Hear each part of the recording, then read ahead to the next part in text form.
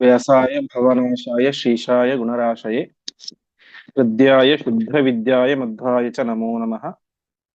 नारायणाय परिपूर्णगुणार्णवाय विश्वोदयस्थितिलयो नियतिप्रदाय ज्ञानप्रदाय इहुदासुरसौख्यदुःखसत्कारणाय वितताय नमो नमस्ते। ಶ್ರೀಗುರುಭ್ಯೋ ನಮಃ. ಹರಿ ಓಂ.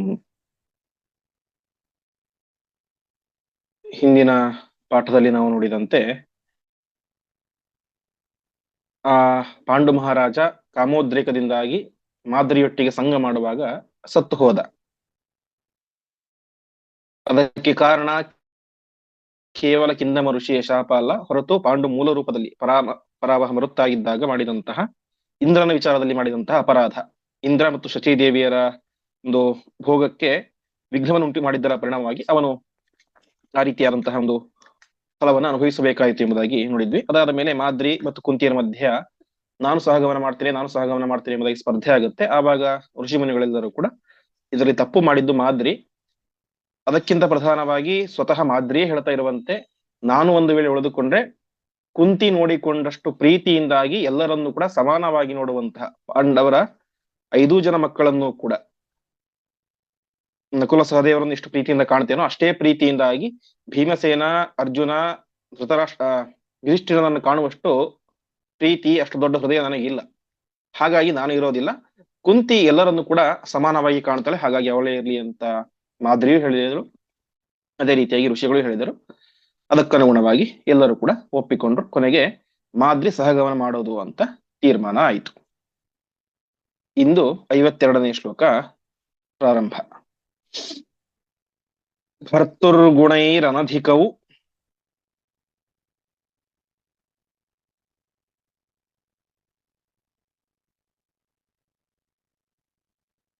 ತನಯಾರ್ಥಮೇವ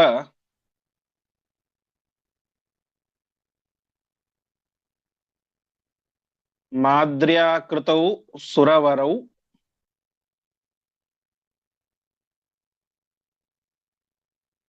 ಅಧಿಕೌ ಸ್ವತೋಪಿ.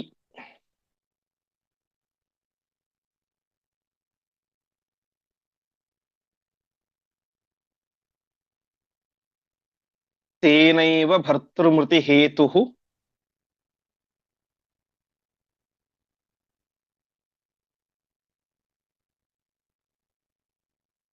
ಹೇತುರಭೂತ್ ಸಮಸ್ತ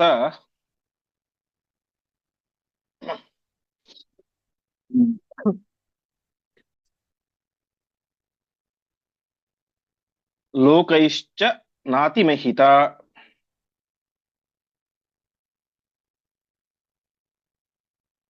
ಸುಗುಣಾಪಿ ಮಾದ್ರಿ.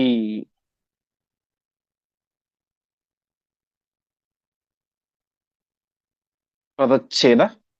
ಭರ್ತುಃ ಗುಣೈಃ ಅನಧಿಕೌ ತನಯಾರ್ಥಂ ಏವ ಮಾದ್ರ್ಯಾ ಕೃತೌ ಅಥವಾ ಆಕೃತೌ ಸುರವರೌ ಅಧಿಕೌ ಸ್ವತಃ ಅಪಿ ತೇನ ಏವ ಭರ್ತೃಮೃತಿ ಹೇತುಃ ಅಭೂತ್ ಸಮಸ್ತಲೋಕೈಃ ಚ ನ ಅತಿಮಹಿತ ಸುಗುಣ ಅಪಿ ಮಾದ್ರಿ. ವಾಸ್ತವಿಕವಾಗಿ ಮಾದ್ರಿ ಒಳ್ಳೆ ಹೆಣ್ಣು, ಸುಗುಣ, ಒಳ್ಳೆ ಗುಣವಂತೆಯಾಗಿದ್ದಳು. ಹಾಗಿದ್ದರೂ ಕೂಡ ಆಗಿನ ಕಾಲದಲ್ಲಿದ್ದಂತಹ ರಾಜ್ಯದ ಜನತೆ ಎಲ್ಲವೂ ಕೂಡ ಮಾದ್ರಿಯನ್ನು ಅಷ್ಟು ಗೌರವಯುತವಾಗಿ ನೋಡ್ಕೊಳ್ಳಿಲ್ಲ. ಅದಕ್ಕೆ ಕಾರಣ ಅವಳಲ್ಲಿದ್ದಂತಹ ಪಾಪ ಎಂಬುದಾಗಿ ಆಚಾರ್ಯರು ತಿಳಿಸ್ತಾ ಇದ್ದಾರೆ. ಯಾಕೆ ಅಂತಂದ್ರೆ, ಈ ಮಾದ್ರಿ ಕುಂತಿಯಿಂದಾಗಿ ಮಂತ್ರೋಪದೇಶ ಪಡೆದುಕೊಂಡ್ಳು ಮಕ್ಕಳನ್ನು ಪಡೆಯಲಿಕ್ಕೆ ಅಂತ. ಆ ಸಂದರ್ಭದಲ್ಲಿ ಯಾರನ್ನ ಆಹ್ವಾನ ಮಾಡಿದಳು? ಅಶ್ವದೇವತೆಗಳನ್ನ ಆಹ್ವಾನ ಮಾಡಿದಳು. ಆದರೆ ವಾಸ್ತವಿಕವಾಗಿ ಅವರೆಲ್ಲರೂ ಕೂಡ ಏನಾಗಿದ್ದಾರೆ ಅಂದ್ರೆ, ಅವರಿಬ್ಬರು ಅಶ್ವದೇವತೆಗಳು ಸ್ವತೋಪಿ ಅಧಿಕವು, ಮಾದ್ರಿಗಿಂತ ಯೋಗ್ಯತೆಯಲ್ಲಿ ಅವಶ್ಯವಾಗಿ ದೊಡ್ಡವರು. ಆದರೆ ಭರ್ತುಹು ಗುಣೈಹಿ ಅನಧಿಕವು. ಆ ಮಾದ್ರಿಯ ಗಂಡ ಯಾರು? ಪಾಂಡು ಮಹಾರಾಜ. ಆ ಪಾಂಡು ಮಹಾರಾಜನಿಗಿಂತ ಅವರು ದೊಡ್ಡವರಲ್ಲ ಸ್ವರೂಪ ಯೋಗ್ಯತೆಯಲ್ಲಿ. ಪಾಂಡು ಮಹಾರಾಜ ಪರಾವಹ ಮರುತ್ತು ಅಶ್ವಿನಿ ದೇವತೆಗಳು, ಇವರಿಬ್ಬರೂ ಕೂಡ ವಾಸ್ತವಿಕವಾಗಿ ಒಂದೇ ಕಕ್ಷೆಯಲ್ಲಿ ಇದ್ದಾರೆ. ಹಾಗಿದ್ದರೂ ಕೂಡ ಕಕ್ಷೆಯಲ್ಲಿ ಪರಾವಹನ ಮರುತ್ತಿನ ಯೋಗ್ಯತೆ ಸ್ವಲ್ಪ ಜಾಸ್ತಿ. ಹೇಗೆ ಗರುಡ ಶೇಷರುದ್ರರು ಒಂದೇ ಕಕ್ಷೆಯಲ್ಲಿ ಬಂದರೂ ಕೂಡ ಶೇಷದೇವರು ಸ್ವಲ್ಪ ಹಿರಿಯರು, ಬ್ರಹ್ಮವಾಯುಗಳು ಒಂದೇ ಕಕ್ಷೆಯಲ್ಲಿ ಬಂದರೂ ಕೂಡ ಬ್ರಹ್ಮದೇವರು ಸ್ವಲ್ಪ ಹಿರಿಯರು. ಹಾಗೆ ಈ ಆ ಪರಾವಹ ಮರುತ್ತು ಮತ್ತು ಅಶ್ವಿ ದೇವತೆಗಳು ಒಂದೇ ಕಕ್ಷೆಯಲ್ಲಿ ಬಂದರೂ ಕೂಡ ಪಾಂಡುವಿಗಿಂತ ದೊಡ್ಡವರಲ್ಲ. ಹಾಗಾಗಿ ತನ್ನ ಗಂಡನಿಗಿಂತ ಯೋಗ್ಯತೆಯಲ್ಲಿ ಕಡಿಮೆಯಾದಂಥವರನ್ನ ಯಾರು ಮಾದ್ರಿ ಆಹ್ವಾನ ಮಾಡಿದಳು ಸಂತಾನ ಕೊಡಲಿಕ್ಕೆ ಅಂತ. ಹಾಗಾಗಿ ಅವಳೇನಾದ್ಲು ಭರ್ತೃ ಮೃತಿ ಹೇತು, ತನ್ನ ಗಂಡ ಸಾಯ್ಲಿಕ್ಕೆ ಕಾರಣಳಾದಳು. ಇದು ಪ್ರಧಾನವಾದಂತಹ ಪಾಪ ಎಂಬುದಾಗಿ ಆಚಾರ್ಯ ತಿಳಿಸ್ತಾ ಇದ್ದಾರೆ. ಹೀಗೆ ಮಾದ್ರಿಯ ಒಂದು ಸಂಘದಿಂದಲೇನೆ ಪಾಂಡು ಯಾಕೆ ಸತ್ತ ಅಂತ ಹೇಳಿದ್ರೆ, ತನಗಿಂತ ತನ್ನ ಗಂಡನಿಗಿಂತ ಯೋಗ್ಯತೆಯಲ್ಲಿ ಕಡಿಮೆಯಾದಂಥವರನ್ನ ಆ ನಿಯೋಗ ಪದ್ಧತಿಗಾಗಿ ಆಹ್ವಾನ ಮಾಡಿದಳು. ಹಾಗಾಗಿ ಅವಳೇನಾದ್ಲು ತನ್ನ ಗಂಡನ ಸಾವಿಗೆ ಕಾರಣಳಾದಳು. ಅದೇ ರೀತಿಯಾಗಿ ಲೋಕೈಶ್ಚ ನಾತಿಮಹಿತ ಸುಗುಣಾಪಿ ಮಾದ್ರಿ, ಒಳ್ಳೆ ಗುಣವಂತೆ ಆಗಿದ್ದಳು ಕೂಡ ಸಹಜವಾಗಿ ಈ ಎಲ್ಲ ಪಾಪಗಳಿಂದಾಗಿ ಅವಳೇನಾದ್ಲು ನ ಅತಿಮಹಿತ, ಜನರಿಂದಾಗಿ ಹೆಚ್ಚು ಗೌರವಕ್ಕೆ ಒಳಗಾಗಲಿಲ್ಲ. ಈ ರೀತಿಯಾಗಿ ಅವಳು ಯಾಕೆ ಗಂಡನ ಸಾವಿಗೆ ಕಾರಣಳಾದಳು ಎನ್ನುವಂತಹ ಒಂದು ವಿಚಾರವನ್ನ ಆಚಾರ್ಯರು ತಿಳಿಸಿದರು. ಒಟ್ಟಿನಲ್ಲಿ ಮಾದ್ರಿ ಸಹಗಾನ ಮಾಡೋದು ಅಂತ ಎಲ್ಲರ ಸಹಮತದಲ್ಲಿ ತೀರ್ಮಾನ ಆಯಿತು. ಮುಂದೆ ಪಾಂಡೋ ಸುತಾಹ ಮುನಿಗಣೈಹಿ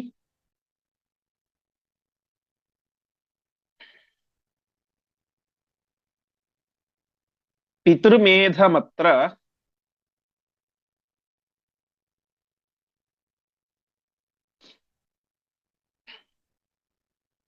ಚಕ್ರುರ್ಯಥಾವದಥ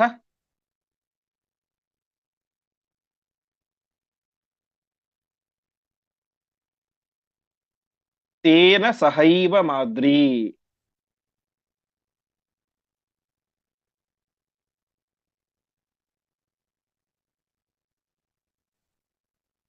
ಹುತ್ವಾತ್ಮದೇಹಮುರು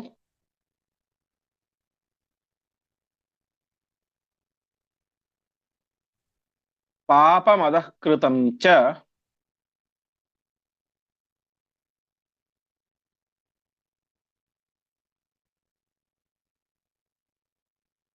ಸಮ್ಮಾರ್ಜ್ಯ ಲೋಕಮಗಮನ್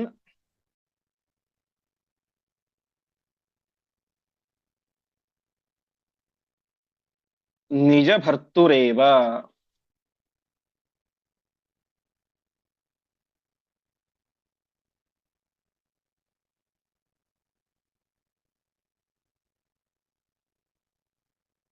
ಛೇದ ಪಾಂಡೋಃ ಸುತಾಃ ಮುನಿಗಣೈಃ ಪಿತೃಮೇಧಂ ಅತ್ರ ಚಕ್ರುಃ ಯಥಾವತ್ ಅಥ ತೇನ ಸಹ ಏವ ಮಾದ್ರಿ ಹುತ್ವಾ ಆತ್ಮದೇಹಂ ಉರುಪಾಪಂ ಅಧಃ ಕೃತಂ ಚ ಸಮ್ಮಾರ್ಜ್ಯ ಲೋಕಂ ಅಗಮತ್ ನಿಜಭರ್ತುಃ ಏವ.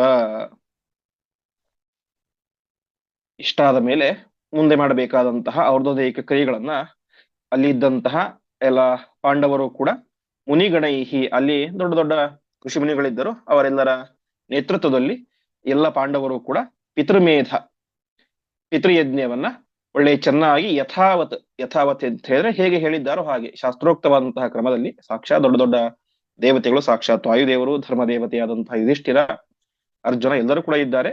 ಅವರೆಲ್ಲರೂ ಕೂಡ ಒಳ್ಳೆ ಶಾಸ್ತ್ರೋಕ್ತವಾಗಿ ತಮ್ಮ ತಂದೆಯಾದಂತಹ ಪಾಂಡು ಮಹಾರಾಜನ ಒಂದು ಔರ್ಧ್ವದೈಹಿಕ ಕ್ರಿಯೆಗಳನ್ನೆಲ್ಲ ಶಾಸ್ತ್ರೋಕ್ತ ಕ್ರಮದಲ್ಲಿ ಮಾಡ್ತಾರೆ.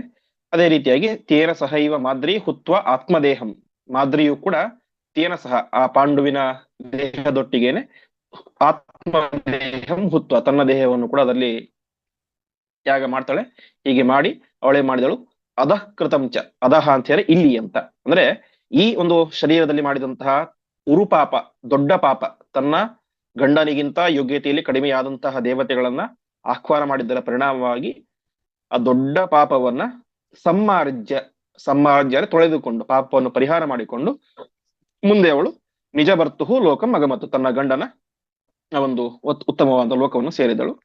ಹೀಗೆ ಪಾಂಡುವಿನ ಅಂತ್ಯಕ್ರಿಯೆ ಆಯಿತು. ಮಾದ್ರಿಯು ಕೂಡ ತನ್ನ ದೇಹವನ್ನು ತ್ಯಾಗ ಮಾಡಿದಳು ಅದೇ ಅಗ್ನಿಯಲ್ಲಿ. ಮುಂದೆ ಅವಳು ಉತ್ತಮವಾದಂತಹ ಲೋಕವನ್ನು ಕೂಡ ಪಡೆದುಕೊಂಡಳು, ತನ್ನ ಪಾಪವನ್ನು ಕೂಡ ಪರಿಹಾರ ಮಾಡಿಕೊಂಡಳು. ಮುಂದೆ ಪಾಂಡುಶ್ಚ ಪುತ್ರಕ ಗುಣೈಹಿ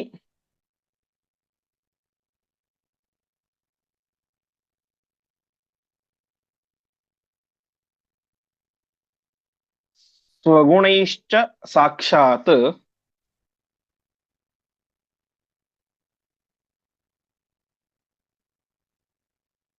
ಕೃಷ್ಣಾತ್ಮಜಃ ಸತತಮಸ್ಯ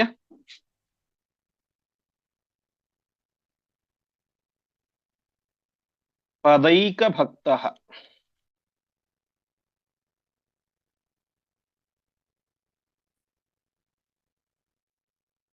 ಲೋಕಾನ್ ಅವಾಪ ವಿಮಲಾನ್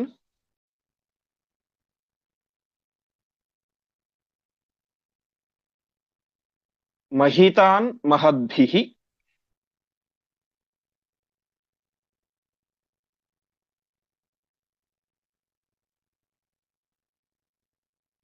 ಕಿಂ ಚಿತ್ರಮತ್ರ ಹರಿ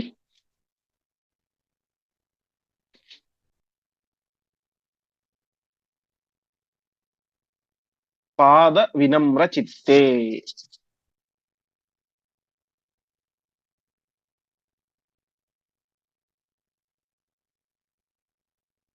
ಪದಚ್ಛೇದ. ಪಾಂಡುಃ ಚ ಪುತ್ರಕ ಗುಣೈಃ ಸ್ವಗುಣೈಃ ಚ ಸಾಕ್ಷಾತ್ ಕೃಷ್ಣಾತ್ಮಜಃ ಸತತಂ ಅಸ್ಯ ಪದೈಕ ಭಕ್ತಃ ಲೋಕಾನ್ ಅವಾಪ ವಿಮಲಾನ್ ಮಹಿತಾನ್ ಮಹದ್ಭಿಃ ಕಿಂ ಚಿತ್ರಂ ಅತ್ರ ಹರಿಪಾದ ವಿನಮ್ರ ಚಿತ್ತೇ. ಪಾಂಡು ಉತ್ತಮವಾದಂತಹ ಲೋಕಗಳನ್ನು ಹೊಂದಿದ ಅಂತ ತಿಳಿಸ್ತಾ ಇದ್ದಾರೆ. ಯಾಕೆ ಅಂತಂದ್ರೆ ಒಂದು ಕಾರಣ, ಪುತ್ರಕ ಗುಣೈಹಿ, ತನ್ನ ಮಕ್ಕಳ ಗುಣಗಳಿಂದಾಗಿ ಅಂತೆ. ಹುಟ್ಟಿ ಬಂದಂಥವರು ಸಾಮಾನ್ಯರಲ್ಲ. ಹಿಂದೆ ಹೇಳಿದಂತೆ ಧರ್ಮದೇವತೆಯಾದಂತಹ ಸಾಕ್ಷಾತ್ ಯಮಧರ್ಮರಾಜ, ಸಾಕ್ಷಾತ್ ವಾಯುದೇವರು, ಜೀವೋತ್ತಮರಾದಂತಹ ವಾಯುದೇವರು, ಇಂದ್ರ, ಅಶ್ವದೇವತೆಗಳು ಅವರೆಲ್ಲರೂ ಕೂಡ ಪಾಂಡುವಿನ ಮಕ್ಕಳಾಗಿ ಬಂದಿದ್ದಾರೆ. ಹಾಗಾಗಿ ನಾವು ಕೃಷ್ಣಾಮೃತ ಮಹಾರ್ಣವದಲ್ಲಿ ಕೇಳಿದಂತೆ ಆಸ್ಫೋಟಯಂತಿ ಪಿತರಃ ಪ್ರನೃತ್ಯಂತಿ ಪಿತಾಮಹಃ ವೈಷ್ಣವೋಸ್ಮತ್ ಕುಲೇ ಜಾತಃ ಸನ ಸಂತಾರಯಿಷ್ಯತಿ ಅಂತ. ಒಂದು ಉತ್ತಮವಾದಂತಹ ವೈಷ್ಣವ ಸಂತಾನ ಮನೆಯಲ್ಲಿ ಹುಟ್ಟಿತು ಅಂತ ಹೇಳಿದ್ರೆ ಮೇಲಿನ ಲೋಕದಲ್ಲಿ ಇರುವಂತಹ ಎಲ್ಲ ಪಿತೃಪಿತಾಮಹರೆಲ್ಲರೂ ಕೂಡ ಜೋರಾಗಿ ಕುಣಿದಾಡ್ತಾರೆ ಅಂತೆ. ಯಾಕೆ ಅಂತ ಹೇಳಿದ್ರೆ ಈ ವ್ಯಕ್ತಿ ತನ್ನ ಗುಣಗಳಿಂದಾಗಿ, ತನ್ನ ವ್ಯಕ್ತಿತ್ವದಿಂದಾಗಿ, ತನ್ನ ಆಚರಣೆಗಳಿಂದಾಗಿ ನಮ್ಮೆಲ್ಲರನ್ನು ಕೂಡ ಉದ್ಧಾರ ಮಾಡ್ತಾನೆ ಅಂತ. ಸಾಮಾನ್ಯ ಒಬ್ಬ ವೈಷ್ಣವನೇ ಹುಟ್ಟಿದರೆ ಇಷ್ಟು ಪುಣ್ಯ ಅಂತ ಹೇಳಿದ್ರೆ ವೈಷ್ಣವೋತ್ತಮರಾದಂತಹ ಜೀವೋತ್ತಮರಾದಂತಹ ವಾಯುದೇವರೇನೆ ಮಗನಾಗಿ ಹುಟ್ಟಿದ್ದಾರೆ. ಆ ಎಷ್ಟು ಪುಣ್ಯ ಇರಬೇಕು ಪಾಂಡು ಮಹಾರಾಜನಿಗೆ. ಹಾಗಾಗಿ ಪುತ್ರಕ ಗುಣೈಹಿ, ತನ್ನ ಮಕ್ಕಳ ಉತ್ತಮವಾದಂತಹ ಗುಣಗಳು. ಅಷ್ಟು ಮಾತ್ರ ಅಲ್ಲ, ಅವನು ಕೂಡ ದೊಡ್ಡ ಗುಣವಂತ ಪಾಂಡು ಮಹಾರಾಜ. ಸ್ವಗುಣೈಶ್ಚ, ತನ್ನ ವಿಚಿತ್ರವಾದಂತಹ ಸದ್ಗುಣಗಳು. ಅಷ್ಟು ಮಾತ್ರ ಅಲ್ಲ, ಇವನ್ಯಾರು ಮಗ? ಕೃಷ್ಣಾತ್ಮಜಃ, ಪರಮಾತ್ಮನ ಮಗ, ವೇದವ್ಯಾಸ ದೇವರಿಂದಾಗಿ ಹುಟ್ಟಿದಂತಹ ವ್ಯಕ್ತಿ. ಹಾಗಾಗಿ ಅದರ ಒಂದು ಪುಣ್ಯ. ಮತ್ತೆ ಬರೀ ಮಗನಾಗಿ ಹುಟ್ಟಿದ್ದು ಮಾತ್ರ ಅಲ್ಲ, ಸತತಮಸ್ಯ ಪದೈಕ ಭಕ್ತ, ಪರಮಾತ್ಮನ ಪಾದಗಳಲ್ಲಿ ನಿರಂತರವಾಗಿ ಭಕ್ತಿಯನ್ನು ಮಾಡಿದಂತಹ ಬಹಳ ದೊಡ್ಡ ಜ್ಞಾನಿ, ಬಹಳ ದೊಡ್ಡ ಭಕ್ತ ಪಾಂಡು ಮಹಾರಾಜರು. ಹಾಗಾಗಿ ಅವನೇನಾದ ಮಹಿತಾನ್ ಮಹದ್ಭಿಹಿ ಮಹಿತಾನ್, ದೊಡ್ಡ ದೊಡ್ಡ ಮಹಾತ್ಮರು ಕೂಡ ಸೇವಿಸುವಂತಹ ಉತ್ತಮವಾದಂತಹ ಲೋಕಗಳನ್ನೇ ಅವನು ಪಡೆದ. ಪಾಂಡು ಮಹಾರಾಜ ತನ್ನ ಸದ್ಗುಣಗಳು, ತನ್ನ ಮಕ್ಕಳ ಸದ್ಗುಣಗಳು ಮತ್ತು ತಾನು ಮಾಡಿದಂತಹ ಪರಮಾತ್ಮನ ಭಕ್ತಿ, ಇದೆಲ್ಲದರ ಪುಣ್ಯದ ವಶದಿಂದಲೂ ಕೂಡ ಉತ್ತಮವಾದಂತಹ ಲೋಕವನ್ನು ಅವನು ಸಂಪಾದನೆ ಮಾಡಿದ. ಇದರಲ್ಲಿ ಏನು ಆಶ್ಚರ್ಯ ಇಲ್ಲ ಅಂತ ಆಚಾರ್ಯ ಹೇಳ್ತಾ ಇದ್ದಾರೆ. ಯಾಕೆ ಅಂತಂದ್ರೆ ಹರಿಪಾದ ವಿನಮ್ರ ಚಿತ್ತೆ, ಸದಾಕಾಲ ಪರಮಾತ್ಮನ ಪಾದಗಳಲ್ಲಿಯೇನೆ ಮನಸ್ಸನ್ನು ಇಟ್ಟಂತಹ ದೊಡ್ಡ ಜ್ಞಾನಿ ಈ ಪಾಂಡು ಮಹಾರಾಜ. ಹಾಗಾಗಿ ಕಿಂ ಚಿತ್ರ ಮಾತ್ರ, ಇದರಲ್ಲಿ ಏನು ವಿಚಿತ್ರ, ಆಶ್ಚರ್ಯ ಏನೂ ಇಲ್ಲ. ಪರಮಾತ್ಮನ ಪಾದವನ್ನ ನಿರಂತರವಾಗಿ ಸೇವಿಸುವಂತಹ ಎಲ್ಲ ಜ್ಞಾನಿಗಳಿಗೆ, ಎಲ್ಲ ಭಕ್ತರಿಗೂ ಕೂಡ ಉತ್ತಮ ಲೋಕ ಆಗೇ ಆಗುತ್ತೆ. ಇದರಲ್ಲಿ ಆಶ್ಚರ್ಯ ಏನೂ ಇಲ್ಲ ಎಂಬುದಾಗಿ ಆಚಾರ್ಯರು ತಿಳಿಸ್ತಾ ಇದ್ದಾರೆ. ಒಟ್ಟಿನಲ್ಲಿ ಒಂದು ಅಧ್ಯಾಯ ಮುಗಿಯಿತು, ಒಂದು ಕಥೆ. ಪಾಂಡು ಮಹಾರಾಜ, ಕುಂತಿ, ಮಾದ್ರಿ, ಪಾಂಡವರು ಎಲ್ಲರೂ ಕೂಡ ಬದರಿಕಾಶ್ರಮದಲ್ಲಿ ಇಷ್ಟು ವರ್ಷಗಳ ಕಾಲ, ಸುಮಾರು ಈಗ ಇವನಿಗೆ ಯಾರಿಗೆ ಯುಧಿಷ್ಠಿರನಿಗೆ 16 ವರ್ಷ, ಇಷ್ಟು ವರ್ಷಗಳ ಕಾಲ ಅಲ್ಲಿ ವಾಸವಾಗಿದ್ದರು. ಇಷ್ಟಾದ ಮೇಲೆ ಇನ್ನು ಮಕ್ಕಳು ಚಿಕ್ಕವರು, ಗಂಡ ಸತ್ತು ಹೋಗಿದ್ದಾನೆ. ಹಾಗಾಗಿ ಇಲ್ಲಿ ಇರುವುದು ಉಚಿತ ಅಲ್ಲ ಅಂತ ಎಲ್ಲ ಋಷಿಮುನಿಗಳ ಆಜ್ಞೆಯಂತೆ ಋಷಿಮುನಿಗಳ ಜೊತೆಗೆ ಸೇರಿಕೊಂಡು ಎಲ್ಲರೂ ಕೂಡ ಮುಂದೆ ಪ್ರಯಾಣವನ್ನ ಮಾಡ್ತಾ ಇದ್ದಾರೆ. ಪಾಂಡೋ ಸುತಾಶ್ಚ ಪೃಥಯ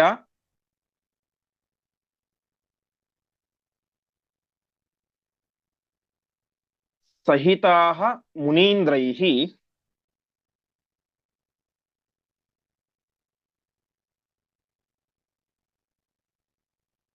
ನಾರಾಯಣಾಶ್ರಮ ಮತ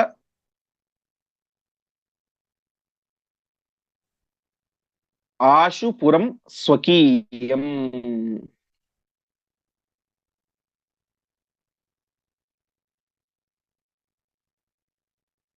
जग्मुस्तथैव धृतराष्ट्र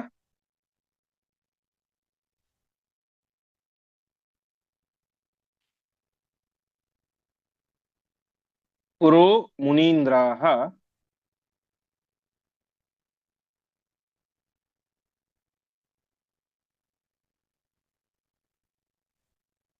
वृत्तं समस्तमवदन्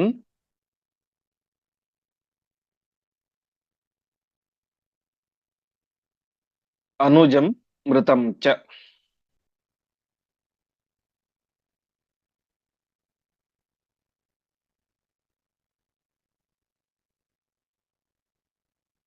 छेद पाण्डोः सुताः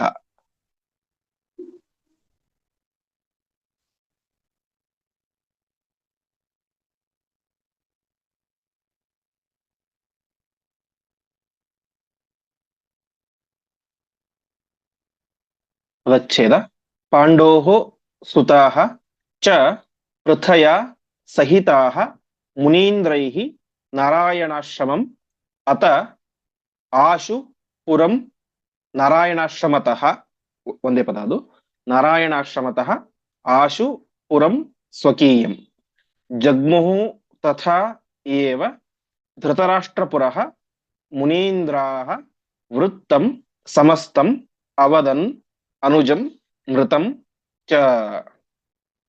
ಅದಾದ ಮೇಲೆ ಎಲ್ಲ ಪಾಂಡುವಿನ ಮಕ್ಕಳು ಕೂಡ 5 ಜನ ಮಕ್ಕಳು ಕೂಡ ಪೃಥಯ ಸಹಿತ, ಪೃಥ ಅಂತ ಹೇಳಿದ್ರೆ ಕುಂತಿಯೊಟ್ಟಿಗೆ ಸೇರಿಕೊಂಡು ಮುನೀಂದ್ರೈಹಿ ಎಲ್ಲ ಋಷಿಮುನಿಗಳ ಒಟ್ಟಿಗೆ ಸೇರಿಕೊಂಡು ನಾರಾಯಣಾಶ್ರಮತಃ ಆ ಪ್ರಸಿದ್ಧವಾದಂತಹ ಪರಮ ಪುಣ್ಯತಮವಾದಂತಹ ಇದರ ನಾರಾಯಣಾಶ್ರಮದಿಂದಾಗಿ ಅರ್ಥಾತ್ ಬದರಿಕಾಶ್ರಮದಿಂದಾಗಿ ತಾವೇ ಮಾಡಿದ್ರು ಸ್ವಕೀಯಂ ಪುರಂ ಆಶು ಜಗ್ಮುಹು, ತಮ್ಮ ನಗರಕ್ಕೆ ಅರ್ಥಾತ್ ಹಸ್ತಿನಾವತಿಗೆ ಎಲ್ಲರೂ ಕೂಡ ಪ್ರಯಾಣವನ್ನ ಮಾಡ್ತಾ ಇದ್ದಾರೆ.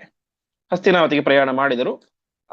ಒಟ್ಟು 17 ದಿನ ಆಗಿತ್ತು ಅಂತ ಮಹಾಭಾರತ ತಿಳಿಸ್ತಾರೆ. ಅಲ್ಲಿಗೆ ಹೋದಾಗ ಧೃತರಾಷ್ಟ್ರನ ಮುಂದೆ ಎಲ್ಲರೂ ಕೂಡ ಹೇಳ್ತಾರೆ, ಇವತ್ತಿಗೆ ನಿಮ್ಮ ಅಣ್ಣ ಸತ್ತು ತಮ್ಮ 17 ದಿನಗಳಾಯಿತು ಅಂತೆಲ್ಲ ತಿಳಿಸ್ತಾರೆ. ಹಾಗಾಗಿ 17 ದಿವಸಗಳಾದ ಮೇಲೆ ಅಲ್ಲಿಗೆ ಅವರು ಸೇರ್ತಾರೆ. ಹೋದಾಗ ಅಲ್ಲಿ ಇದ್ದಂತಹ ಎಲ್ಲ ಋಷಿಮುನಿಗಳು ಕೂಡ ಧೃತರಾಷ್ಟ್ರನ ಮುಂದೆ ವೃತ್ತಂ ಸಮಸ್ತಂ ಅವದತ್, ಏನು ಆಯ್ತೋ ಅದೆಲ್ಲವನ್ನು ಕೂಡ ತಿಳಿಸ್ತಾರೆ. ಅದಾದ ಮೇಲೆ ಅನುಜಂ ಮೃತಂಚ, ನಿಮ್ಮ ತಮ್ಮನಾದಂತಹ ಪಾಂಡು ಮಹಾರಾಜನು ಕೂಡ ಸತ್ತು ಹೋದ ಎನ್ನುವಂತಹ ಆ ಮರಣದ ವಾರ್ತೆಯನ್ನ ಎಲ್ಲ ಋಷಿಮುನಿಗಳು ಕೂಡ ಧೃತರಾಷ್ಟ್ರನ ಮುಂದೆ ತಿಳಿಸಿದರು. ಮುಂದೆ ತೂಷ್ಣೀಂ ಸ್ಥಿತೇ ಚ ನೃಪತೌ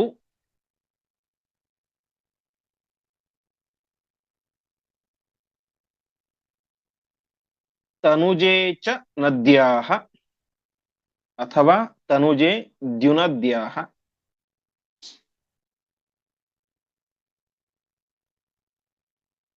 ಛತ್ತರ್ಯುತಾಪ್ತ ಉರು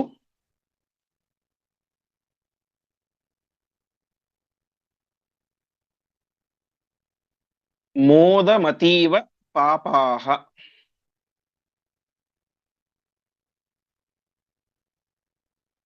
ಊಚುಃ ಸುಯೋಧನ ಮುಖಾಃ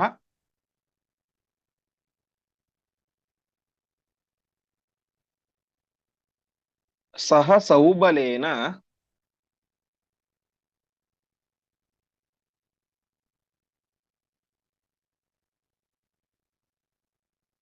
ಪಾಂಡೋರ್ಮೃತಿ ಕಿಲ ಪುರ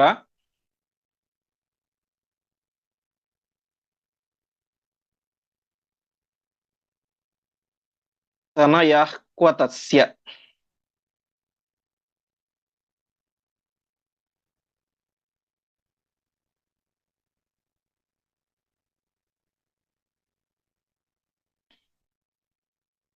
ಪದಚ್ಛೇದ ತೂಷ್ಣೀಂ ಸ್ಥಿತೆ ಚ ನೃಪತೌ ತನುಜೆ ಚ ನದ್ಯಾಹ ಅಥವಾ ತನುಜೆ ದ್ಯುನದ್ಯಾಹ ಕ್ಷತ್ತರಿ ಉತ ಆಪ್ತಃ ಉರುಮೋದಂ ಅತೀವ ಪಾಪಾಹ. ಊಚುಃ ಸುಯೋಧನ ಮುಖಾಃ ಸಹ ಸೌಬಲೇನ ಪಾಂಡೋಃ ಮೃತಿಃ ಕಿಲ ಪುರ ತನಯಾಃ ಕ್ವ ತಸ್ಯ. ಈ ಸಂದರ್ಭದಲ್ಲಿ ಆ ಮಾತನ್ನ ಕೇಳಿ, ಅರ್ಥಾತ್ ಪಾಂಡು ಮಹಾರಾಜ ಸತ್ತ ಎನ್ನುವಂತಹ ಮಾತನ್ನ ಕೇಳಿ ಅಲ್ಲಿದ್ದಂಥವರ ಮನಸ್ಥಿತಿ ಯಾವ ರೀತಿಯಾಗಿತ್ತು, ಅವರೇ ಯಾವ ರೀತಿಯಾಗಿ ಅದಕ್ಕೆ ಸ್ಪಂದಿಸಿದರು ಅಂತ ಹೇಳ್ತಾ ಇದ್ದಾರೆ. ನೃಪತವು ನದ್ಯಾಹ ತನುಜೆ. ನೃಪತಿ ಅಂದ್ರೆ ರಾಜ ಧೃತರಾಷ್ಟ್ರ. ನದ್ಯಾಹ ತನುಜೆ, ನದಿಯ ಮಗನಾದಂತಹ ಅರ್ಥಾತ್ ಗಂಗೆಯ ಪುತ್ರನಾದಂತಹ ಭೀಷ್ಮಾಚಾರ್ಯ, ಇವರಿಬ್ಬರು ಕೂಡ ತೂಷ್ಣೀಂ ಸ್ಥಿತಿ, ಸುಮ್ಮನೆ ಕುತ್ಕೊಂಡ್ಬಿಟ್ರಂತೆ. ಪಾಂಡು ಮಹಾರಾಜ ಸತ್ತಿದ್ದಾನೆ, ಇಬ್ಬರು ಮಡದಿಯರು ವಿಧವೆಯರಾಗಿದ್ದಾರೆ, ಮಕ್ಕಳು ಅನಾಥರಾಗಿದ್ದಾರೆ ಎಂಬಂತ ಎಲ್ಲ ವಿಚಾರ ಅಂತ ಹೇಳಿದಾಗ ಭೀಷ್ಮಾಚಾರ್ಯರು ಮತ್ತು ಧೃತರಾಷ್ಟ್ರ ಸುಮ್ಮನೆ ಕುತ್ಕೊಂಡ್ಬಿಟ್ರು. ಇನ್ನು ಕ್ಷತ್ತರಿ ಉತಾಪ್ತ ಉರುಮೋದ. ಕ್ಷತ್ತರಿ ಅಂತ ಹೇಳಿದ್ರೆ ವಿದುರ. ವಿದುರನಿಗೆ ಭಾರಿ ಸಂತೋಷ ಆಯ್ತು ಅಂತೆ. ಇನ್ನು ಪಾಪಾಹ, ಅತ್ಯಂತ ಪಾಪಿಷ್ಠರಾದಂತಹ ದುರ್ಯೋಧನನೇ ಮೊದಲಾದಂತಹ ಸುಯೋಧನ ಮುಖಾಹ ಸೌಬಲೇನ ಸಹ, ದುರ್ಯೋಧನಾದಿಗಳು ಮತ್ತು ಶಕುನಿ, ಸೌಬಲ ಅಂದ್ರೆ ಶಕುನಿ, ಅವರೆಲ್ಲರೂ ಕೂಡ ಸೇರಿಕೊಂಡು ಹೇಳ್ತಾ ಇದ್ದಾರೆ ಇದು ಸಾಧ್ಯನೇ ಇಲ್ಲ ಅಂತ. ಪಾಂಡು ಮೃತಿ ಕಿಲ ಪುರ. ಪಾಂಡು ಮಹಾರಾಜ ಅವನ ಮೃತಿ ಅಂದ್ರೆ ಮರಣ ಯಾವತ್ತೂ ಆಗಿ ಹೋಗ್ಬಿಟ್ಟಿದೆ. ಪಾಂಡು ಮಹಾರಾಜ ಸತ್ತು ಬರೀ 17 ದಿವಸ ಆಗಿಲ್ಲ, ಎಷ್ಟೋ ದಿವಸ ಆಗಿ ಹೋಗ್ಬಿಟ್ಟಿದೆ. ಹಾಗಾಗಿ ತನಯ ಕ್ವತಸ್ಯ, ಅವನಿಗೆ ಮಕ್ಕಳಿರ್ಲಿಕ್ಕೆ ಹೇಗೆ ಸಾಧ್ಯ, ಹಾಗಾಗಿ ಇವರು ಯಾರು ಕೂಡ ಪಾಂಡುವಿನ ಮಕ್ಕಳೇ ಅಲ್ಲ, ನೀವು ಹೇಳ್ತಾ ಇರೋದು ಸುಳ್ಳು ಎಂಬುದಾಗಿ ತಿಳಿಸ್ತಾ ಇದ್ದಾರೆ. ಇದನ್ನು ನೋಡಿದಾಗ ನಮಗೆ ಸ್ವಲ್ಪ ವಿಚಿತ್ರ ಅಂತ ಅನ್ಸುತ್ತೆ. ತೂಷ್ಣೀಂ ಸ್ಥಿತೇಚ ನೃಪತೋ ತನುಜೇಚ ನದ್ಯಾಹ ಅಂತ. ಸರಿ, ಧೃತರಾಷ್ಟ್ರನಾಗಲಿ ಅಥವಾ ಭೀಷ್ಮರಾಗಲಿ ಸುಮ್ಮನೆ ಕೂತ್ಕೊಂಡ್ರು ಏನೋ ದುಃಖ ಆಗಿರಬಹುದು, ಒಳಗಡೆ ಮಡುಗಟ್ಟಿದಂತಹ ದುಃಖ, ಅದರಿಂದ ಸುಮ್ಮನೆ ಕೂತ್ಕೊಂಡ್ರು ಅಂತ ಹೇಳಬಹುದು. ಆದರೆ ವಿದುರ ಯಾಕೆ ತುಂಬಾ ಸಂತೋಷ ಪಟ್ಟ ಅಂತ, ಅದು ಬರೀ ಸಂತೋಷ ಅಂತ ಹೇಳೋದಿಲ್ಲ, ಉರುಮೋದ, ಭಾರಿ ಸಂತೋಷ ಪಟ್ಟರು ಅಂತ ಹೇಳ್ತಾರೆ. ಒಂದು ಲೆಕ್ಕದಲ್ಲಿ ಸಹೋದರ, ಪಾಂಡು ಮಹಾರಾಜ ವಿದುರನಿಗೆ ಸಹೋದರ. ಹಾಗಾಗಿ ಅವನು ಯಾಕೆ ತುಂಬಾ ಸಂತೋಷ ಪಟ್ಟ ಅಂತ ಹೇಳಿದ್ರೆ ಅದಕ್ಕೆ ಹೇಳ್ತಾರೆ, ಪರಮಾತ್ಮ ಗೀತೆಯಲ್ಲಿ ಹೇಳುವಂತಹ ಮಾತು ಜಾತಸ್ಯ ಹಿ ಧ್ರುವೋ ಮೃತ್ಯು ಧ್ರುವಂ ಜನ್ಮ ಮೃತಸ್ಯ ಚ ಅಂತ. ಸತ್ತವನಿಗೆ ಹುಟ್ಟು ನಿಶ್ಚಿತ, ಹುಟ್ಟಿದವನಿಗೆ ಸಾವು ಕೂಡ ನಿಶ್ಚಿತ. ಹಾಗಾಗಿ ದುಃಖ ಪಡುವ ಅವಶ್ಯಕತೆ ಆಗಲಿ ಅಥವಾ ಹುಟ್ಟಿದ ಅಂತ ಸಂತೋಷ ಪಡುವಂತ ಅವಶ್ಯಕತೆ ಆಗಲಿ ಯಾವುದು ಕೂಡ ಇಲ್ಲ ಅಂತ ಮುಂದೆ ಪರಮಾತ್ಮ ಗೀತೆಯಲ್ಲಿ ಅರ್ಜುನನಿಗೆ ಉಪದೇಶ ಮಾಡ್ತಾನೆ. ವಿದುರ ಆಗಿನ ಕಾಲದ ಬಹಳ ದೊಡ್ಡ ಜ್ಞಾನಿ, ಎಲ್ಲರಿಗೂ ಕೂಡ ಮಾರ್ಗದರ್ಶನ ಮಾಡ್ತಾ ಇದ್ದಂತಹ ಬಹಳ ದೊಡ್ಡ ಜ್ಞಾನಿ. ಹಾಗಾಗಿ ಅವನು ಪಾಂಡು ಮಹಾರಾಜ ಸತ್ತ ಅಂದ ತಕ್ಷಣ ಏನೋ ಭಾರಿ ದುಃಖಕ್ಕೆ ಒಳಗಾಗೋದು ಭಾವೋದ್ಯೋಗದಿಂದಾಗಿ ಏನೂ ಆಗಲಿಲ್ಲ ಅಂತೆ.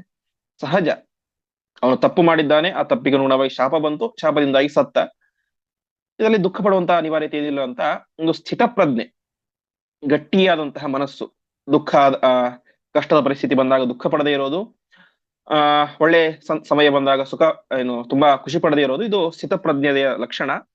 ಹಾಗಾಗಿ ವಿದುರ ಅಷ್ಟು ದೊಡ್ಡ ಸ್ಥಿತಪ್ರಜ್ಞನಾಗಿದ್ದ, ದುಃಖ ಪಡ್ಲಿಲ್ಲ. ಸರಿ, ಖುಷಿ ಪಟ್ಟ ಯಾಕೆ, ಅದು ಕೂಡ ಭಾರಿ ಸಂತೋಷ ಪಟ್ಟ ಯಾಕೆ ಅಂತಂದ್ರೆ, ಈ ಪಾಂಡವರಂತಹ ದೊಡ್ಡ ಜ್ಞಾನಿಗಳು, ಯೋಗ್ಯತೆಯುಳ್ಳಂತಹ ದೊಡ್ಡ ದೊಡ್ಡ ಈ ಪಾಂಡವರು ಮಕ್ಕಳೆಲ್ಲರೂ ಕೂಡ ಬಹಳ ಸಜ್ಜನರಾದಂಥವರು. ಅವರು ಹಸ್ತಿನಾವತಿಗೆ ಬಂದಿದ್ದಾರೆ. ಇಂತಹ ಸಜ್ಜನರಾದಂತಹ ಆ ಪಾಂಡುವಿನ ಮಕ್ಕಳಾದಂತಹ ಪಾಂಡವರು ಹಸ್ತಿನಾವತಿಗೆ ಬಂದ್ರು. ಇನ್ನು ಹಸ್ತಿನಾವತಿಗೆ ಶುಭ ಆಗತ್ತೆ, ಈ ದುಷ್ಟರಾದಂತಹ ದುರ್ಯೋಧನಾದಿಗಳ ರಾಜರಾಗೋದನ್ನು ಇವರು ತಪ್ಪಿಸ್ತಾರೆ, ಇವರು ಮಹಾಪರಾಕ್ರಮಶಾಲಿಗಳಾಗಿದ್ದಾರೆ, ಒಳ್ಳೆ ಗುಣವಂತರಾಗಿದ್ದಾರೆ, ಹಸ್ತಿನಾವತಿಯನ್ನ ಕಾಪಾಡ್ತಾರೆ ಎನ್ನುವಂತಹ ಉದ್ದೇಶಕ್ಕಾಗಿ ಅವನಿಗೆ ಭಾರಿ ಸಂತೋಷ ಆಯಿತು ಅಂತ ತಿಳಿಸ್ತಾರೆ. ಇಷ್ಟ ಆಯಿತು. ಅದಾದ್ಮೇಲೆ ದುರ್ಯೋಧನಾದಿಗಳಂತರೂ ಸಹಜ, ಅವರೆಲ್ಲರೂ ಕೂಡ ಪರಮ ದುಷ್ಟರು, ಜೊತೆಗೆ ಶಕುನಿಯ ಕೇಳಿ ಇನ್ನಷ್ಟು ತಲೆ ಕೆಟ್ಟಿತ್ತು. ಹಾಗಾಗಿ ಅವರೆಲ್ಲರೂ ಕೂಡ ರೀತಿಯಾಗಿ ವಿದುರ ಪಾಂಡವರಂತಹ ಸಜ್ಜನರು ಮತ್ತೆ ಪುನಃ ಈ ಹಸ್ತಿನಾವತಿಗೆ ಬಂದರು ಎನ್ನುವ ವಿಚಾರಕ್ಕೋಸ್ಕರ ಅವನು ಸಂತೋಷ ಪಟ್ಟ.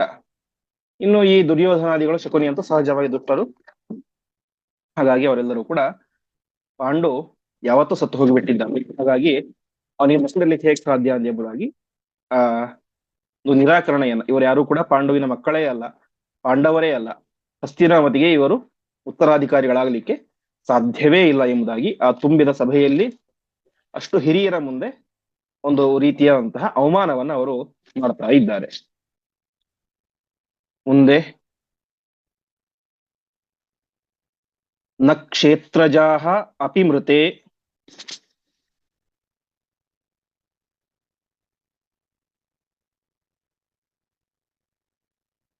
ಪಿತರಿ ಸ್ವಕೀಯೈಃ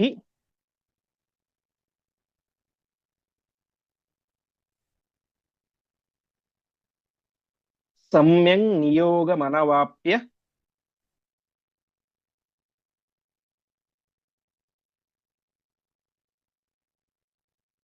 ಭವಾಯ ಯೋಗ್ಯಾಃ.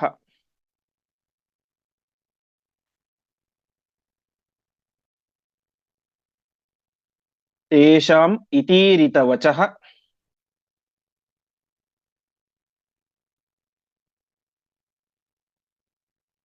ಅನುಜಗಾದ ವಾಯುಃ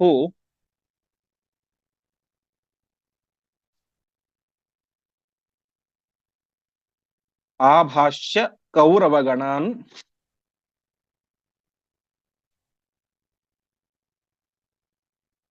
ಗಗನಸ್ಥ ಏವ.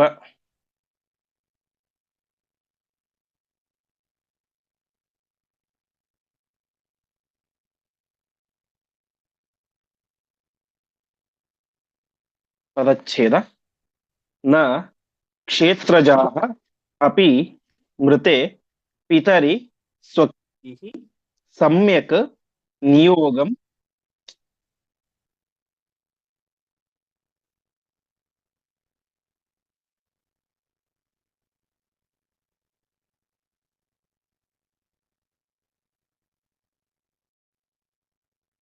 ಸಮ್ಯಕ್ ನಿಯೋಗಂ ಅನವಾಪ್ಯ ಭವಾಯ ಯೋಗ್ಯಾಃ ತೇಷಾಂ ಇತಿ ಈರಿತವಚಃ ಅನುಜಗಾದ ವಾಯುಃ ಆಭಾಷ್ಯ ಕೌರವಗಣಾನ್ ಗಗನಸ್ಥಃ ಏವ. ಅದಕ್ಕೆ ಮತ್ತೆ ದುರ್ಯೋಧನ ಹೇಳ್ತಾ ಇದ್ದಾನೆ, ಇವರು ಪಾಂಡುವಿನ ಮಕ್ಕಳಂತೂ ಅಲ್ಲವೇ ಅಲ್ಲ, ಇದು ನಿಶ್ಚಿತ. ಅಷ್ಟು ಮಾತ್ರ ಅಲ್ಲ, ಕ್ಷೇತ್ರಜ ಮಕ್ಕಳು ಕೂಡ ಅಲ್ಲ ಅಂತ ಹೇಳ್ತಾ ಇದ್ದಾನೆ. ಕ್ಷೇತ್ರಜ ಮಕ್ಕಳು ಅಂದ್ರೆ ಏನು ಅಂತಂದ್ರೆ, ತಮ್ಮ ಹಿರಿಯರಿಂದಾಗಿ, ಹಿರಿಯರೋ ಅಥವಾ ಗಂಡನೋ ಅವರಿಂದಾಗಿ ಅನುಮತಿ ಪಡೆದುಕೊಂಡು ನಿಯೋಗ ಪದ್ಧತಿಯನ್ನು ಮಾಡಿದಾಗ ಹುಟ್ಟುವಂತಹ ಮಕ್ಕಳನ್ನ ಕ್ಷೇತ್ರಜ ಮಕ್ಕಳು ಅಂತ ಕರೀತಾರೆ. ಇನ್ನೊಂದ್ಸಲ ಹೇಳ್ತೇನೆ. ಹಿರಿಯರ ಹತ್ತಿರ, ಈಗ ವಿಚಿತ್ರವೀರ್ಯ ಚಿತ್ರಗದನ ಹೆಂಡತಿಯರು ಗಂಡನನ್ನ ಕಳೆದುಕೊಂಡು ಬಿಟ್ಟಿದ್ರು. ಹಾಗಾಗಿ ಅಲ್ಲೇನಾಯ್ತು, ತನ್ನ ಅತ್ತೆಯಂದಿರ ಅಪ್ಪಣೆಯನ್ನು ಪಡೆದುಕೊಂಡು ವೇದವ್ಯಾಸ ದೇವರು ತಾವೇ ಮಾಡಿದ್ರು, ಅಲ್ಲಿಗೆ ಬಂದು ಅವರಿಗೆ ನಿಯೋಗ ಪದ್ಧತಿಯ ಮೂಲಕ ಮಕ್ಕಳನ್ನ ನೀಡಿದ್ರು, ಈ ಧೃತರಾಷ್ಟ್ರ ಮತ್ತು ಪಾಂಡು ಮಹಾರಾಜನನ್ನ. ಅಲ್ಲಿ ಗಂಡ ಇರ್ಲಿಲ್ಲ, ಆದರೆ ಹಿರಿಯರಿದ್ರು. ಹಿರಿಯರಂದ್ರೆ ಯಾರು? ಅತ್ತೆ ಇದ್ಲು, ಉಳಿದ ಭೀಷ್ಮ ಮುಂತಾದಂತ ಹಿರಿಯರಿದ್ರು. ಹಾಗಾಗಿ ಅವರ ಅಪ್ಪಣೆಯನ್ನು ಪಡೆದುಕೊಂಡು ಮಕ್ಕಳನ್ನ ಪಡೆದ್ರು. ಇದು ಕ್ಷೇತ್ರಜ ಪುತ್ರರು ಅಂತ ಕರೆಸ್ಕೊಳ್ತಾರೆ. ಹಿರಿಯರ ಹತ್ತಿರ ಅಪ್ಪಣೆಯನ್ನು ಪಡೆದುಕೊಂಡು ನಿಯೋಗ ಪದ್ಧತಿಯ ಮೂಲಕ ಬೇರೆಯವರ ಮೂಲಕ ಮಕ್ಕಳನ್ನು ಪಡೆಯೋದಕ್ಕೆ ಕ್ಷೇತ್ರಜ ಮಕ್ಕಳು ಅಂತ. ಇಲ್ಲಿ ದುರ್ಯೋಧನ ಹೇಳ್ತಾ ಇದ್ದಾನೆ, ಇಲ್ಲಿ ನಿಯೋಗ ಪದ್ಧತಿಯ ಮೂಲಕ ಮಕ್ಕಳಾಗಿದೆ, ಆದರೆ ಏನಾಗಿಲ್ಲ, ಸ್ವಕೀಯೈಹಿ ಸಮ್ಯಂಗ್ ನಿಯೋಗಂ ಅನವಾಪ್ಯ. ಅಲ್ಲಿ ಪಾಂಡು ಮಹಾರಾಜ ಸತ್ತು ಹೋಗ್ಬಿಟ್ಟಿದ್ದ ಆಲ್ರೆಡಿ. ಇದು ದುರ್ಯೋಧನನ ತರ್ಕ. ಅವನು ಯಾಕೆ ಹೇಳ್ತಾ ಇದ್ದಾನೆ ಈ ರೀತಿಯಾಗಿ, ಅವರಿಗೆ ರಾಜ್ಯ ಸಿಗಬಾರ್ದು ಹಾಗೆ ಹೀಗೆ ಅಂತ ಉದ್ದೇಶದಿಂದ ಈ ರೀತಿ ಹೇಳ್ತಾ ಇದ್ದಾನೆ. ಪಾಂಡು ಮಹಾರಾಜ ಸತ್ತು ಹೋಗಿಬಿಟ್ಟಿದ್ದಾನೆ, ಇನ್ನು ಯಾರಾದರೂ ಬಂಧು ಬಾಂಧವರ ಅಪ್ಪಣೆ ಪಡಿಬೇಕು. ಅಲ್ಲಿ ಬಂಧು ಬಾಂಧವರು ಹಿರಿಯರು ಅಂತ ಯಾರು ಕೂಡ ಇಲ್ಲ, ಎಲ್ಲರೂ ಕೂಡ ಹಸ್ತಿನಾವತಿಯಲ್ಲಿ ಇದ್ದಾರೆ. ಹಾಗಾಗಿ ನಿಯೋಗ ಪದ್ಧತಿ ನಡೆದಿದ್ದರೂ ಕೂಡ ಅದೇನಾಗಿಲ್ಲ, ಸರಿಯಾದಂತಹ ರೀತಿಯಲ್ಲೇ ನಡೆದಿಲ್ಲ. ಸ್ವಕೀಯೈಹಿ ನ ನಿಯೋಗಂ ಅನವಾಪ್ಯ, ಸರಿಯಾದಂತಹ ಪದ್ಧತಿಯಲ್ಲಿ ನಿಯೋಗ ಪದ್ಧತಿ ಅದು ನಡೆದಿಲ್ಲ. ಹಿರಿಯರ ಬಂಧುಗಳ ಅಪ್ಪಣೆ ಪಡೆದುಕೊಂಡು ನಿಯೋಗ ಪದ್ಧತಿ ಆಗಿಲ್ಲ.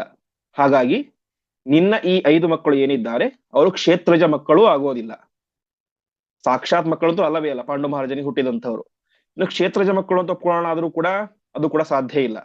ಯಾಕೆ ಅಂತಂದ್ರೆ ಅಲ್ಲಿ ಹಿರಿಯರು ಕೂಡ ಯಾರು ಕೂಡ ಇಲ್ಲವೇ ಇಲ್ಲ. ಈ ಧೃತರಾಷ್ಟ್ರಾದಿಗಳು ಸಾಕ್ಷಾತ್ ಪುತ್ರರಾಗದೇ ಹೋದರೂ ಕೂಡ ಅವ್ರು ಕ್ಷೇತ್ರಜ ಮಕ್ಕಳಾಗಿದ್ದರು. ಯಾಕೆಂದ್ರೆ ಹಿರಿಯರ ಅಪ್ಪಣೆ ಪಡೆದುಕೊಂಡು ಅವರ ತಾಯಿಂದರು ನಿಯೋಗ ಪದ್ಧತಿಗೆ ಹೋಗಿದ್ರು. ಈ ಪಾಂಡವರು ಆ ರೀತಿ ಕೂಡ ಹೋಗಿಲ್ಲ ಅಂತ ದುರ್ಯೋಧನ ಹೇಳ್ತಾ ಇದ್ದಾನೆ.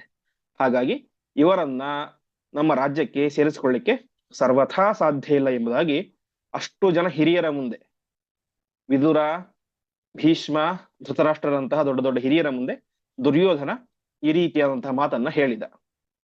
ಈ ರೀತಿಯಾಗಿ ಹೇಳಿದಾಗ ತಕ್ಷಣದಲ್ಲಿ ವಾಯು ಗಗನಸ್ಥಃ, ವಾಯುದೇವರು ಆಕಾಶದಲ್ಲಿ ನಿಂತುಕೊಂಡು ಆ ಎಲ್ಲ ಕೌರವರನ್ನು ಕುರಿತು ಒಂದು ಮಾತನ್ನ ಹೇಳಿದರು. ಅರ್ಥಾತ್ ಅಶರೀರವಾಣಿ ಕಣ್ಣಿಗೆ ಕಾಣಿಸದೇನೆ ಆಕಾಶದಲ್ಲಿ ಇದ್ದುಕೊಂಡು ಒಂದು ಮಾತನ್ನ ಹೇಳಿದರು ಎಂಬುದಾಗಿ ತಿಳಿಸ್ತಾ ಇದ್ದಾರೆ. ಒಟ್ಟಿನಲ್ಲಿ ದುರ್ಯೋಧನ ಬಾಲ್ಯದಿಂದಾಗಿಯೇ ಈ ರೀತಿಯಾದಂತಹ ವಿಪರೀತವಾದಂತಹ ದ್ವೇಷ. ಅವನೇನು ಬದರಿಕಾಶ್ರಮಕ್ಕೆ ಹೋಗಿಲ್ಲ, ಪಾಂಡು ಯಾವಾಗ ಸತ್ತಿದ್ದಾನೆ ಯಾವಾಗ ಸತ್ತಿಲ್ಲ ಅಂತ ನೋಡಿಲ್ಲ. ಆದರೆ ಏನಾದರೂ ಮಾಡಿ ಒಟ್ಟಿನಲ್ಲಿ ಪಾಂಡವರಿಗೆ ರಾಜ್ಯ ಕೊಡಬಾರದು ಎನ್ನುವಂತಹ ದುರುದ್ದೇಶದಿಂದಾಗಿ ಆ ಕುಂತಿಯ ಮೇಲೆ, ನೀನು ಗಂಡ ಸತ್ತ ಮೇಲೆ ಯಾರ ಅಪ್ಪಣೆಯನ್ನು ಕೂಡ ಪಡೆದುಕೊಳ್ಳದೇನೆ ನಿಯೋಗ ಪದ್ಧತಿಯಿಂದ ಈ ಮಕ್ಕಳನ್ನು ಪಡೆದಿದ್ದೀಯಾ, ಹಾಗೆ ಹೀಗೆ ಅಂತ ಅನೇಕ ರೀತಿಯಾದ ಒಂದು ಆಪಾದನೆಗಳನ್ನು ಹೊರಿಸ್ತಾ ಇದ್ದಾನೆ. ಈ ರೀತಿಯಾಗಿ ಮಾಡಿದಾಗ ವಾಯುದೇವರು ಅಶರೀರವಾಣಿಯ ಮೂಲಕ ಮಾತನ್ನ ಹೇಳಿದರು. ಆ ಏನು ಮಾತು ಹೇಳಿದರು ಎನ್ನುವಂತ ವಿಚಾರವನ್ನ ನಾಳೆ ಪಾಠದಲ್ಲಿ ನೋಡೋಣ ಎಂಬುದಾಗಿ ಹೇಳ್ತಾ ಇಂದಿನ ಪಾಠವನ್ನ ಶ್ರೀಕೃಷ್ಣ ಅರ್ಪಣಮಸ್ತು.